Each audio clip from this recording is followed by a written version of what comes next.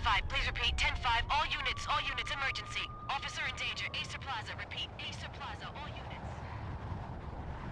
They were all dead. The final gunshot was an exclamation mark to everything that had led to this point. I released my finger from the trigger.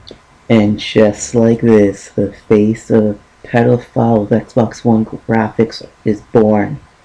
Hello everyone, you're watching TYTGaming, my channel, The Brandon Show. I am the voice of the voiceless, the speech of the speechless, and the voiceless of the voice, which one of my haters suggested I use.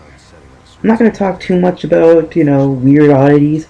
This game, I'm going to talk purely about the gameplay and the series itself.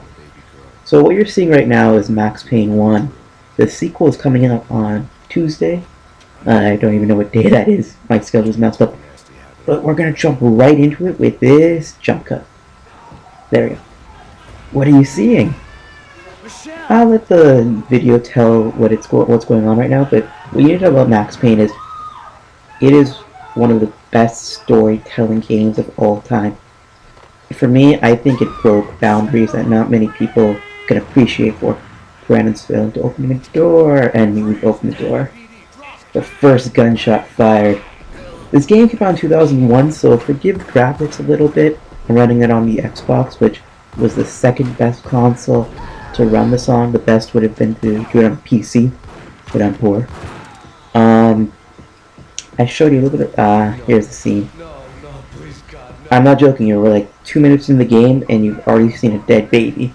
The next scene is even just as emotional, I would argue. I'm gonna let the game play it out.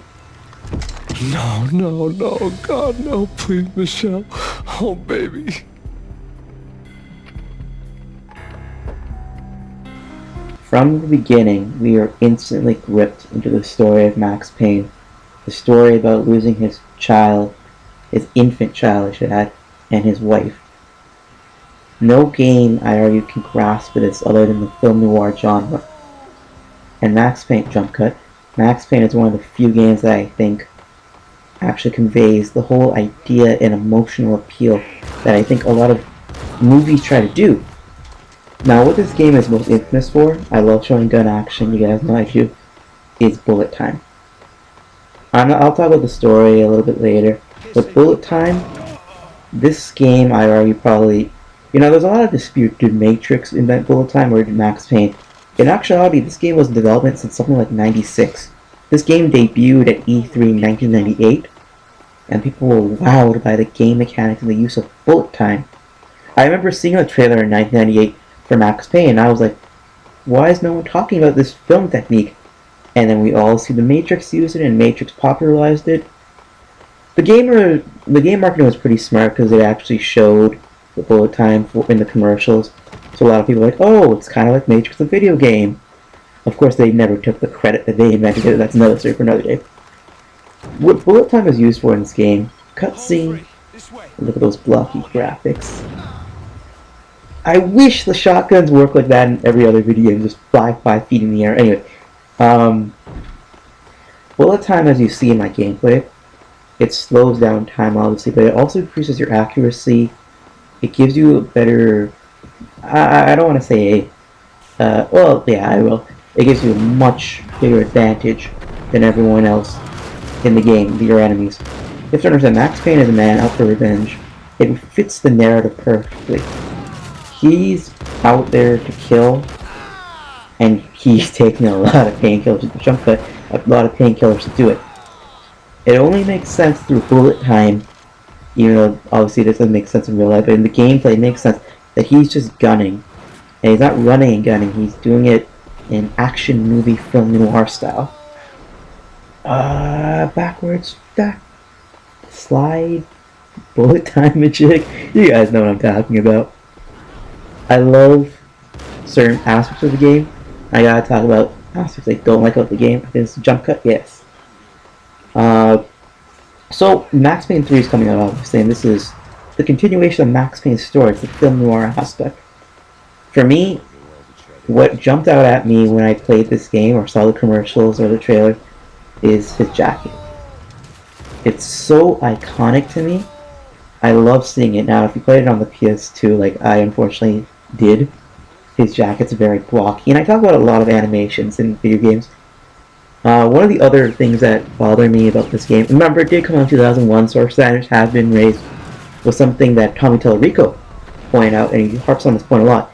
It is, and say it with me if you've ever seen Electric Playground or Reviews on the Run, one sound footsteps or one footstep sound. You walk around and it's all that one annoying footstep sound. Watch that backslide, yeah! So awesome.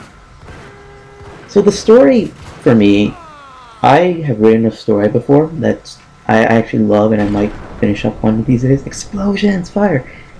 It is...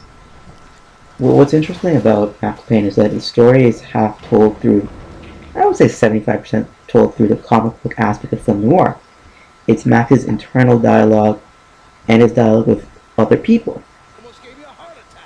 It also doesn't have that many. Maybe it's an excuse on behalf of the development that they did. Obviously, you can see this cutscene; it's terrible. It makes no sense. This guy runs down. It's like, oh, I'm just gonna shoot this guy. It makes no sense. But if you do the comic book aspect, it's a lot more cheaper. First of all, I think, and it's a lot more believable for this type of game. I resonated with the comic book aspect so much of the inner dialogue that I based pretty much my entire short story that I've written before on this game and how it was narrated. So this is one of his partners being murdered, so let's keep track here. Lost his infant child, lost his wife, and lost his partner. Max Payne's going to go on some shooting. What I also want to mention, and a lot of people talk about it, but I think it's more critical to analyze it, and I can analyze it in about 10 seconds, is the New York aspect. The New York aspect builds its atmosphere. This whole game, I think, takes place in under one night. It is a New York night. It's snowing, it's raining, it's dark, it's grim. It's very, very film noirish.